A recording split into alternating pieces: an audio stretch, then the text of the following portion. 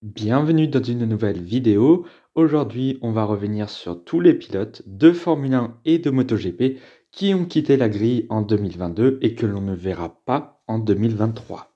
Dans une première partie, nous aurons donc tous les pilotes qui quittent le monde de la Formule 1, pour le moment évidemment, et idem en MotoGP dans une deuxième partie. En attendant, n'oubliez pas de liker, partager, commenter et surtout vous abonner à la chaîne, c'est très important. On est parti. On commence donc avec la Formule 1 et évidemment le pilote qui va certainement le plus nous manquer, c'est Sébastien Vettel. Parmi les 4 pilotes qui vont quitter le plateau de la Formule 1 entre 2022 et 2023, il est le seul à prendre sa retraite. Pour Sébastien Vettel, je ne vais pas faire un énorme résumé sur sa carrière, puisqu'en janvier 2023, une vidéo sera consacrée sur lui, une ou plusieurs d'ailleurs, ce sera assez long. Donc, on va revenir sur les points forts de l'Allemand. Eh bien, tout simplement, c'est ses 4 titres de champion du monde en 2010, 2011, 2012, 2013, où sur cette période-là, il a dominé le monde de la Formule 1. Premier Grand Prix à Indianapolis, aux États-Unis, en 2007, pour le compte de BMW Sauber, au moment où il devra remplacer Robert Kubica, qui s'est blessé lors du Grand Prix précédent au Canada.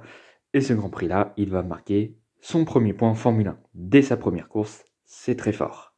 Il n'en aura pas terminé de cette saison 2007, puisque quelques Grands Prix plus tard, Sébastien Vettel va rouler dans la Toro Rosso aux côtés de Sébastien Bourdet. Il remplace un Scott Speed en manque de performance, et là, bon, il va faire des résultats plutôt corrects. En 2008, toujours chez Toro Rosso, il va créer l'exploit en partant de la pole position pour le Grand Prix d'Italie, et il va remporter sous la pluie cette course. Gagner dans une toute petite structure telle que Toro Rosso, c'est quand même fort. Surtout que sous l'appellation Toro Rosso, il est le seul et il restera très certainement le seul pilote à avoir fait gagner cette écurie. Oui, il y a Gasly, mais c'était sous l'appellation AlphaTauri, c'est pour ça que je dis ça. Avec une énorme saison 2008 avec Toro Rosso, il va rejoindre Red Bull, l'écurie mère, dès la saison 2009. Et cette saison-là, il va être vice-champion du monde. Il va faire gagner pour la première fois l'équipe Red Bull. Puis il y aura ce qu'on appelle l'ère Vettel. Alors en 2010, il se battait avec Alonso. En 2012 également, il avait fait des sacrées remontées ces années-là. Mais en 2011 et 2013, il avait complètement dominé la saison. D'ailleurs, en 2013, il a remporté pas moins de 13 victoires dans la saison, ce qui en faisait le co-recordman avec Michael Schumacher pendant 9 ans, jusqu'à ce que Max Verstappen brise ce record avec 15 victoires en une saison. Sa saison catastrophique en 2014 va le pousser à quitter Red Bull, et pour la première fois depuis 2007, il va rouler dans une écurie qui n'est ni Red Bull ni Toro Rosso. En 2015, Sébastien Vettel se lance dans le pari Ferrari. Ferrari qui n'est pas forcément en confiance.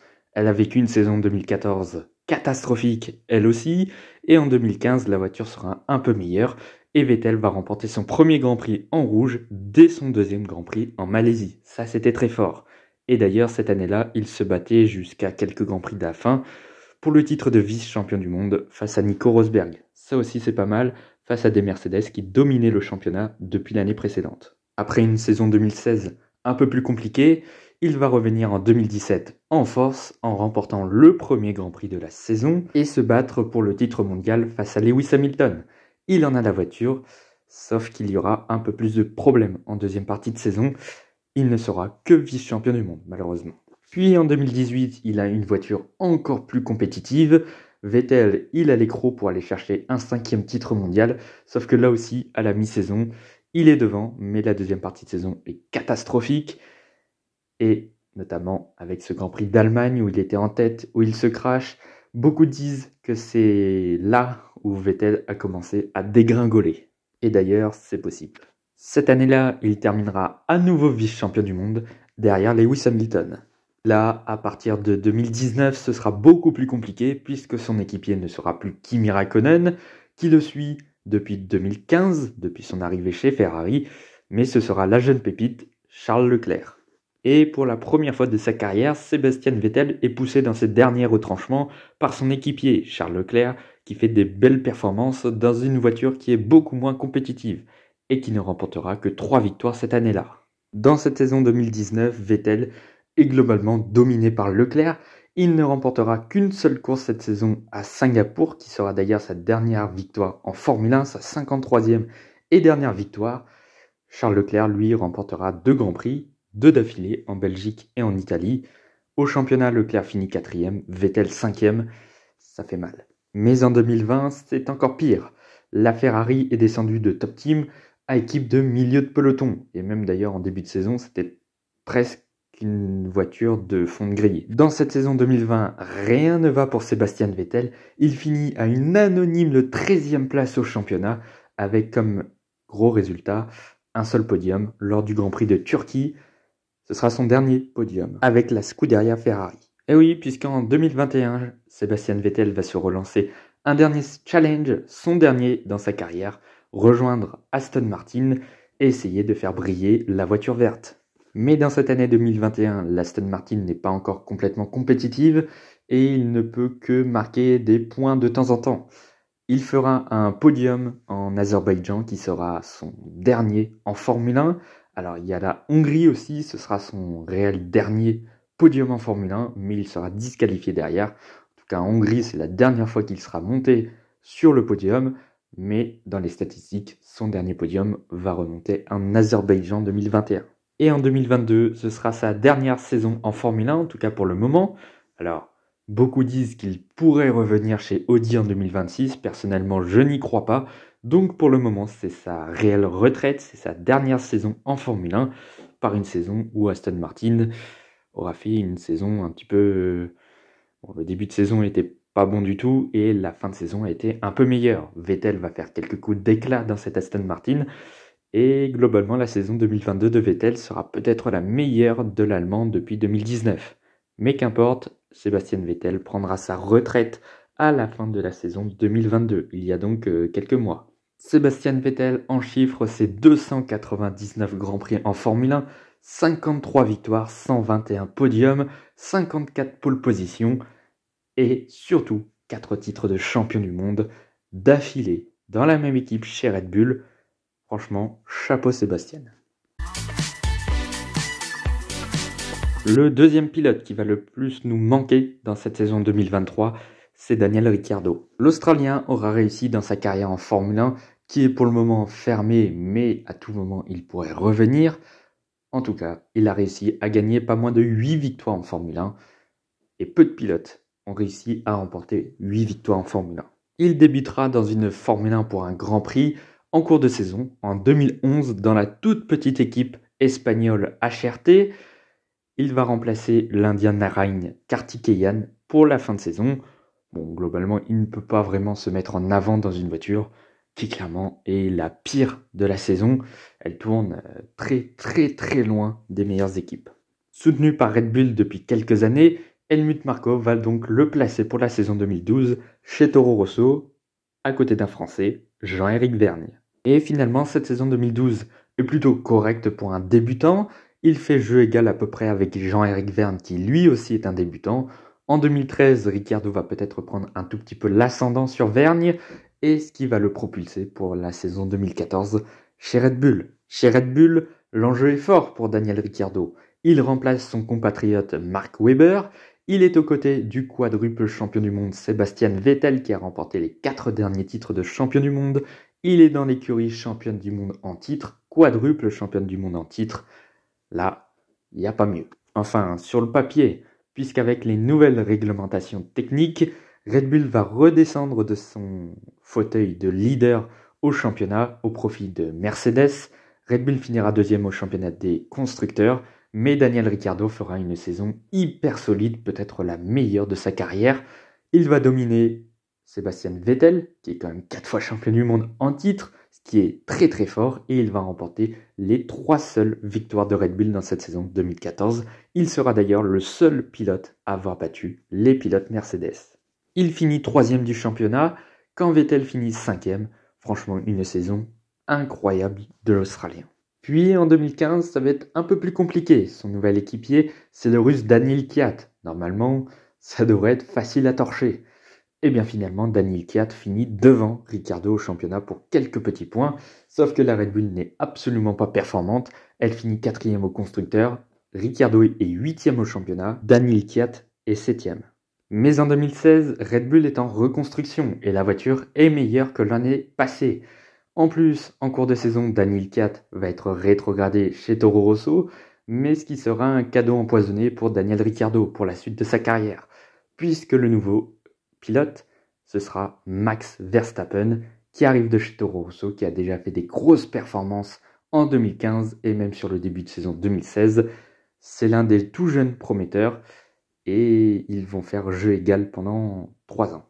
En 2016, Ricciardo garde l'avantage sur Max Verstappen, un Max Verstappen encore jeune et brouillon, ce qui permet encore à Ricciardo d'exister. Il termine à une très solide 3e position au championnat. En 2017, ce sera un petit peu plus compliqué d'exister face à Max Verstappen, qui prend en assurance. Le problème, c'est que Verstappen aura beaucoup de problèmes, et Ricciardo, lui, est toujours constant. Mais là, en 2018, ça va être une saison cauchemardesque pour Daniel Ricciardo. Et pourtant, après 6 Grands Prix, il a remporté 2 courses, et notamment le Grand Prix de Monaco.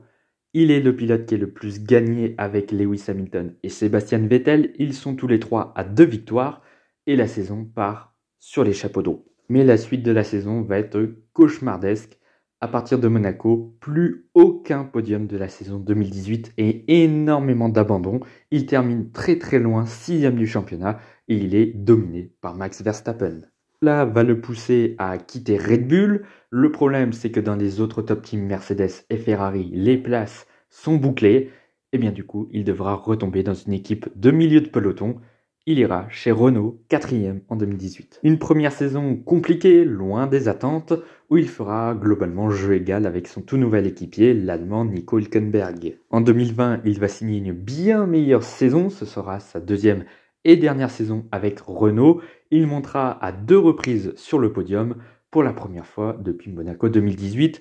Donc ça fait du bien. Il terminera en plus 5e du championnat, juste derrière Sergio Pérez qui finira meilleur des autres. Mais un peu précipitamment, avant même le début de saison 2020, Daniel Ricciardo va quitter Renault et rejoindre McLaren pour la saison 2021. Et déjà avant même la saison 2021, on doute déjà de ses performances pour la saison. Une saison 2021 où il sera dominé par Lando Norris, mais ceci dit, il va remporter sa première victoire depuis Monaco 2018.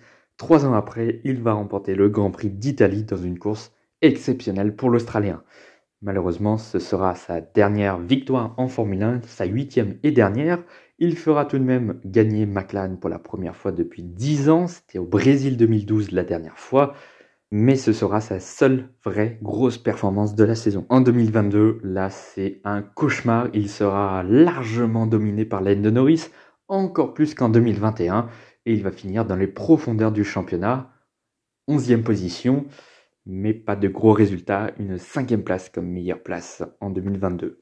C'est très loin. Au total, Daniel Ricciardo, c'est 232 départs en Formule 1, 8 victoires, 32 podiums et 3 pole positions, et 2 fois 3e comme meilleur résultat en championnat en 2014 et 2016.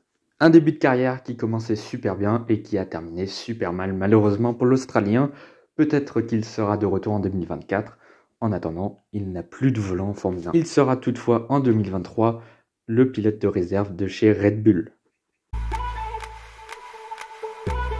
Autre pilote qui va quitter le monde de la Formule 1 pour le moment là aussi, peut-être un retour en 2024, c'est Mick Schumacher au bout de 2 petites saisons. Une saison 2021 plutôt compliquée avec une voiture qui n'est pas du tout performante, mais d'un autre côté, il surdomine son équipier Nikita Mazepin, qui n'est pas non plus une référence. Donc en fait, on ne sait pas forcément le niveau de l'Allemand en 2021. Toujours chez Haas en 2022, assez logiquement. Le problème, c'est qu'il ne va pas performer. Sur cette saison 2022, un petit peu compliqué le début de saison, avec 2 résultats dans les points. Mais à part ça, c'est hors des points, quelques crashs encore. C'est ce qui faisait déjà sa mauvaise réputation en 2021. Face à un nouvel équipier, Kevin Magnussen, il va un petit peu souffrir en début d'année, revenir au contact de Magnussen et même lui passer devant.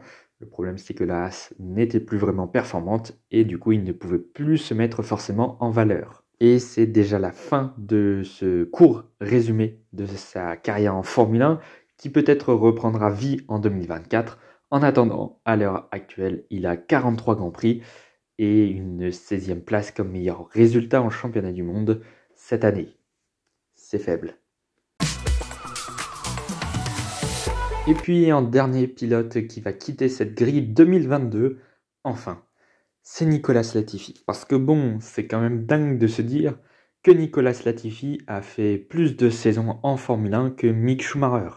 Et oui, Latifi, il a démarré en 2020 et sa carrière en Formule 1 va, lui, définitivement se terminer à cette fin de saison 2022. À vrai dire, il n'y a pas vraiment de côté positif à retenir de la carrière de Nicolas Latifi en Formule 1, ne serait-ce que ces quelques coups d'éclat, comme sa qualification en Grande-Bretagne cette année, le Grand Prix du Japon, où là il a marqué des points, mais grâce à la stratégie de l'équipe. Après, il y a eu quelques coups en 2021 en Belgique, où il fait une superbe qualification. Il y a ce Grand Prix de Hongrie aussi, où avec beaucoup de faits de course, mais tout de même. Donc voilà, il y a quelques courses qui sont bonnes, mais dans la globalité, c'est complètement nul. Il s'est fait exploser 2 ans par George Russell, il s'est fait exploser cette année par Alexander Albon, et là, l'argent ne comptait plus pour 2023. Il fallait à tout prix remplacer Nicolas Latifi pour plus de performances. L'an prochain, Williams va prendre Logan Sargent, qui lui aussi a des moyens financiers, et peut-être un petit peu plus d'avenir que Nicolas Latifi. Et peut-être un peu plus de performance également. Bref, pour au moins 99% des fans de Formule 1, Nicolas Latifi ne nous manquera pas. Au total, Nicolas Latifi, c'est 61 Grands Prix en Formule 1 pour 9 points et une meilleure place de 17e au championnat l'année dernière. Maintenant, on passe du côté de la MotoGP et là aussi, 4 pilotes ont quitté le plateau de la MotoGP en cette fin de saison 2022. Tout d'abord, celui qui nous manquera peut-être le plus, c'est l'Italien Andrea Dovizioso. Mais on a eu un petit temps d'adaptation puisque sur les derniers Grands Prix de la saison, les 6 derniers si je ne me trompe pas, Andrea Dovizioso était déjà parti. Il a pris sa retraite à partir du Grand Prix de Saint-Marin. Donc voilà, on a déjà eu quelques Grands Prix sans lui. Et puis déjà en 2021, il n'était pas là sur la grille, sauf sur les derniers Grands Prix. Donc voilà, on s'est déjà habitué à son absence. Andrea Dovizioso, c'est une carrière couronnée d'un titre de champion du monde en catégorie 125 cm3, l'équivalent du Moto3 actuellement, et puis surtout 3 fois vice-champion du monde de MotoGP en 2017, 2018 et 2019 pour le compte de Ducati, et à chaque fois, il a perdu le titre face à Marc Marquez. Au total, Andrea Dovizioso, c'est 248 départs en MotoGP, 15 victoires et 62 podiums, ce qui fait un sacré palmarès, surtout quand on sait que Marc Marquez a complètement dominé juste au moment où Andrea Dovizioso est arrivé chez Ducati. Pas de bol. Deuxième pilote qui va quitter le monde du MotoGP, c'est Cal Crutchlow pour la 3e fois de sa carrière. Et oui, à la fin de la saison 2020, Cal Crutchlow avait annoncé sa retraite en quittant Honda. Sauf qu'en 2021, il avait remplacé Franco Morbidelli au guidon de la Yamaha.